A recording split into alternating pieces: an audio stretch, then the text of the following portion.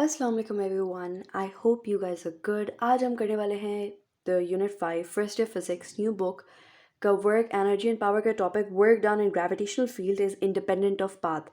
ये जो टॉपिक है, जो प्रीवियस हमने जो टॉपिक किया था लास्ट वीडियो के अंदर, उसी का कंटिन्यूएशन है। सिर्फ इसके अंदर हमें ये प्रूव करना है कि जो वर्क डन ग्रेविटेशनल फील्ड है that is independent of path. लेकिन before that we need to know कि ये क्यों इंडिपेंडेंट होता है। इंडिपेंडेंट इसलिए होता है because gravitational field is basically a conservative field. And now what is a conservative field? जो कंजर्वेटिव फील्ड होती है वो इस तरह की फील्ड होती है जिसके अंदर कोई भी अगर वर्क डन किया जाए या फिर अगेंस्ट द फोर्स या फिर in that force, in the direction of that force, it is only dependent on it's initial and final position. वो नहीं डिपेंड करता कि आपने कोई भी रूट लें।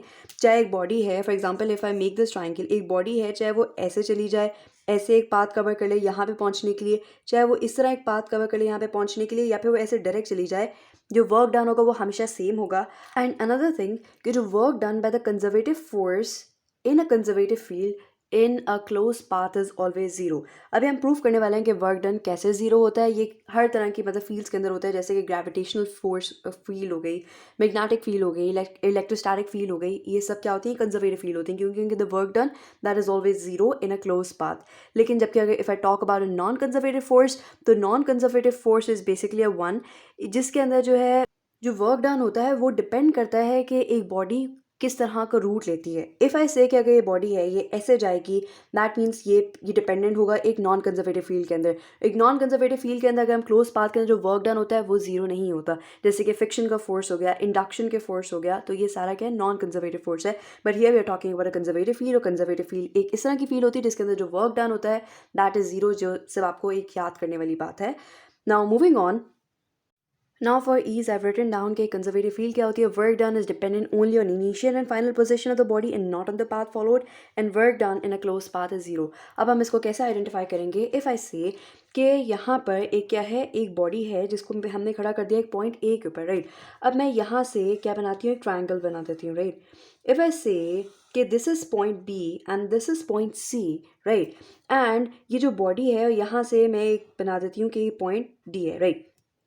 अब क्या करना है कि ये बॉडी है, इसको जो है कैसे पहुंचना है, इसे जो है ये जो बॉडी है इसको ए से लेकर बी से लेकर सी से लेकर वापस ए पे पहुंचना है। तो अब हम इसी के थ्रू डिटर्मिन करेंगे कि जो वर्क डन होगा वो जीरो होगा कि नहीं, राइट। तो इफ़ आई से कि जो बॉडी ने ए से बी से अगर डिस्टेंस कवर किया है तो मैं इसको रिप्रेजेंट कर देती हूँ विद S1। यहाँ से लेके बी से सी तक इसको रिप्रेजेंट कर देती हूँ विद S2 एंड सी से ए तक I can represent it with S3, right.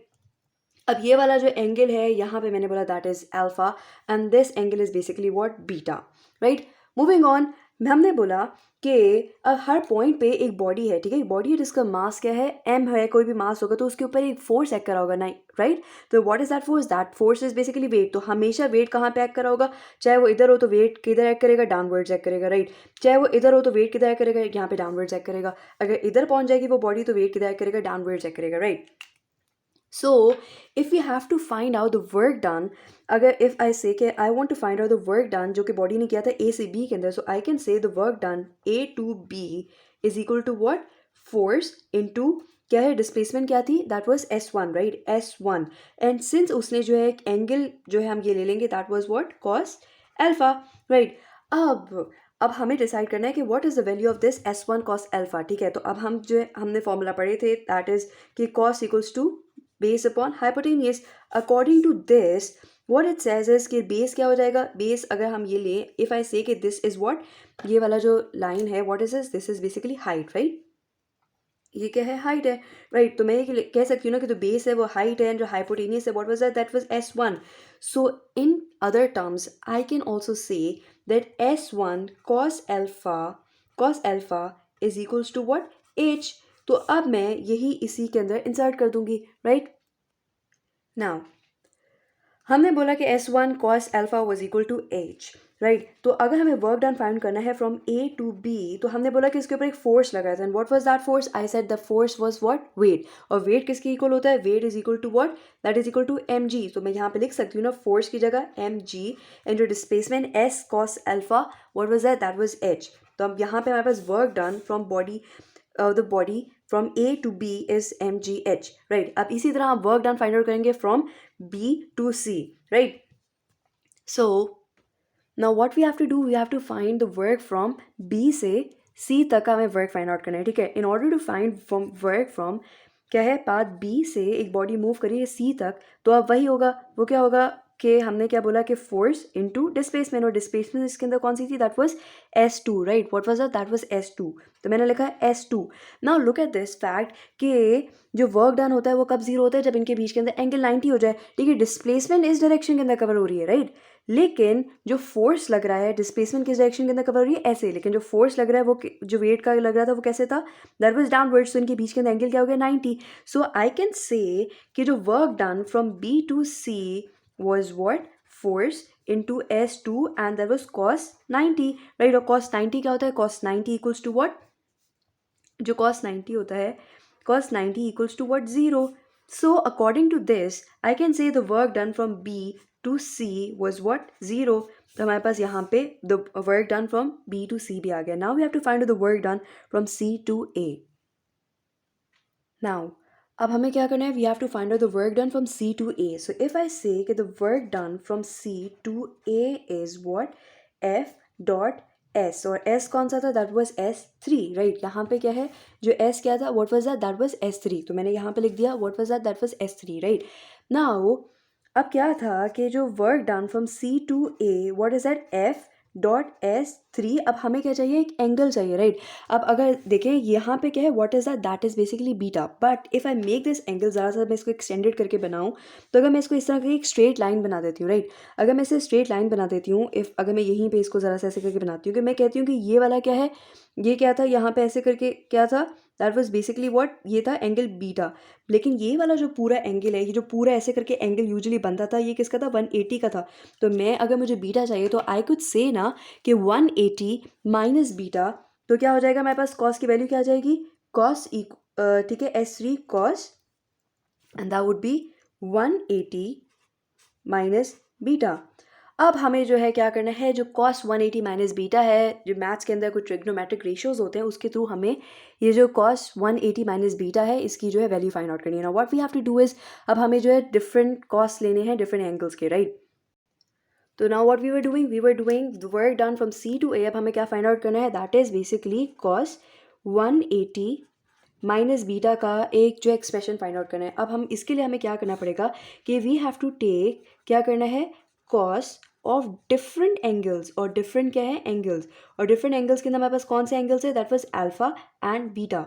इनके हमें क्या लेना है, डिफरेंट एक इसके कॉस ले लेने हैं। अब इसके कॉस कैसे लेंगे, अब हम क्या लिखेंगे, दैट वाज कॉस क्या है, alpha minus beta, right. And now what is that equal to, ये इसका एक फॉर्मूला होता है, ठीक है। ये what is that equal to, that is equal to cos alpha cos beta plus sine alpha plus, oh not plus, sine beta, ठीक है। अब क्या होगा कि अब हमें सिंस, अब क्या होगा कि हेयर क्या है, कॉस जो भी है, यहाँ पे क्या था, कॉस अल्फा था। इफ ऐसे कि जो अल्फा है वो किसके इक्वल है, that is equal to 180, and जो बीटा है that is equal to what, theta, right. तो अब मैं इन दोनों एक्सप्रेशंस को किसके अंदर पुट करूंगी, मैं इस वाले फॉर्मूला के अंदर पुट करूंगी। सो आई कैन से, मैं आपको एक डिफरेंट मार्कर से लाइक पुट कर देती हूँ so that we can have a distinction, right. तो अब क्या होगा कि कॉस 180 माइनस क्या है, बीटा इक्वल्स टू, ये क्या हो जाएगा, कॉस, अब क्या रखेंगे, अल्फा की जगह क्या रखेंगे, हम रखेंगे 180, तो हमने यहाँ पे रखा 180, एंड कॉस बीटा की जगह क्या होगा, कॉस बीटा की जगह क्या होगा, that would B theta. And अब हम क्या करेंगे, यहाँ पे लिखेंगे प्लस, एंड साइन अल्फा की जगह क्या होगा, दैट वुड बी 180, एंड वहाँ पर जो साइन बीटा है इसकी जगह क्या होगा, that would B theta, right. अब हम क्या कर सकते हैं कि जो कॉस 180 होता है that is equal to what, that is equal to -1, whereas जो साइन 180 होता है that is equal to what, that is equal to 0, right. Moving on, फिर से इसके अंदर जो वही पुट करते हैं, आई होप नज़र आ रहा है, right. Now that is cos 180 minus beta equals to -1, ठीक है। यहाँ पे क्या करेंगे, -1, ये क्या हो गया, कॉस 180 क्या हो गया था, दैट वाज -1, राइट। तो ये क्या हो जाएगा, -1, बाकी cos theta as it is, plus ये क्या हो जाएगा, माइनस साइन 180 क्या हो जाएगा, ये माइनस हो जाएगा, तो क्या हो जाएगा 0 साइन, और ये जो है थीटा एज इट इज़ आ जाएगा, राइट। तो अब हमारे पास क्या आ गया कि कॉस, होल्ड ऑन, अब हमारे पास क्या आया, that was cos 180 minus beta equals to minus cos theta. ये हमने एक्सप्रेशन ड्राइव कर लिया जो कि बुक के अंदर एक इंतहाई शदीद डायरेक्ट तरीके से दिया हुआ था and that was creating a lot of confusion. और एक कन्फ्यूजन एक ये भी थी कि यहाँ पे जो है बीटा लिखा हुआ है, यहाँ पे अल्फा लिखा हुआ है, तो ये एज सच नहीं है, ये दोनों रिवर्स हैं कि यहाँ पे अल्फा होगा, यहाँ पे बीटा होगा। तो चेक दिस आउट जब आप जो है खुद से भी पढ़ रहे हैं। So now we were talking about work from C to A, जिसके लिए हमने पूरा एक्सप्रेशन ड्राइव किया और हमें यहाँ पे मिला 180 माइनस बीटा किसके बराबर था, that was equal to minus cos theta. So now what we are gonna do is कि जो वर्क डन हमने क्या लिखा था from C to A, that was equal to what, that was F dot S three and that was cos 180 minus beta, right. और one cos 180 minus beta was equal to work done from C to A and that was equal to what, that was equal to F and that was S three and यहाँ पे क्या लिखेंगे minus cos beta bracket के अंदर।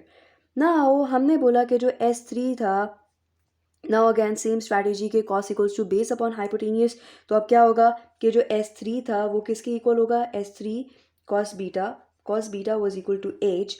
And यहाँ पे जो force था हमने क्या बोला था, फोर्स क्या था, जो फोर्स था दैट वाज बेसिकली वेट, जो कि जो है इस पॉइंट के ऊपर एक्ट हो रहा था। फोर्स क्या था, that was basically weight, right. अभी क्या हो रहा था, डाउनवर्ड एक्ट हो रहा था, वेट इज बेसिकली mg। तो इसी वजह से हम फोर्स के लिए क्या लगाएंगे यहाँ पे mg। So we can say कि जो भी जो वर्क डन था from c to a is basically what, that is basically minus force क्या है mg, और यहाँ पे S3 cos बीटा क्या था, दैट वाज h। तो हमारे पास क्या आ गया, यहाँ पे अब एक्सप्रेशन आ गया। अब हमें सिर्फ क्या करना है, ये जो सारा हमने वर्क निकाला है from point A, point B to C and point C to A, अब इस सबको ऐड अप करना है और ये फिगर आउट करना है कि ग्रेविटेशनल जो फील्ड है वो independent of work done in gravitational field is independent of its path और नॉट, राइट। तो गाइस जो हमने इतनी स्टोरी जो भी लिखी थी that is from A to B to C to A, अब हम क्या करेंगे, अब उसका जो है टोटल वर्क निकालेंगे। तो टोटल वर्क के लिए हम क्या लिखेंगे, total work and that was along क्या था, A B C A, right. तो अब उसके लिए क्या करेंगे, हम जो वर्क थे that is work from A to B plus work from B to C plus work from C to A, इन सब को क्या कर देंगे, ऐड अप कर देंगे। जब इनको ऐड अप करेंगे तो हमारे पास क्या आ जाएगा, that would be equal to क्या, एम जी एच। ये हमारे पास क्या था, एम जी एच। ये वाला वर्क हमारे पास बी टू सी क्या था, that was basically what, zero. और ये वाला क्या था, that was minus M G H. इसको ब्रैकेट में कर देते हैं। तो हमारे पास जो टोटल वर्क आया what was that was basically zero. तो हमने प्रूफ कर दिया था कि हमारा वर्क डन आया है ज़ीरो। अब हमने क्या ये कहा था पहले कि एक बॉडी है, चाहे वो ए से बी के थ्रू जो है ट्रैवल करे, चाहे वो बी से सी के थ्रू जाए या सी से ए की तरफ चली जाए, या हो सकता था कि वो डी से ए की तरफ भी चली जाती, तो फ़र्क नहीं पड़ता। सिंस ये जो ग्रेविटेशनल फील्ड है वो एक कंजर्वेटिव फील्ड है और एक क्लोज पाथ के अंदर उसका जो वर्क डन है वो ज़ीरो आएगा। तो हमने ये प्रूव कर दिया कि जो work done in a conservative field that is basically a gravitational field is zero and it is independent of its path, as simple as that. Even इसके बाद भी अगर कोई query है तो you can always ask me in the comments. You are always welcome. Take care. Thank you so much for your support. Allah Hafiz.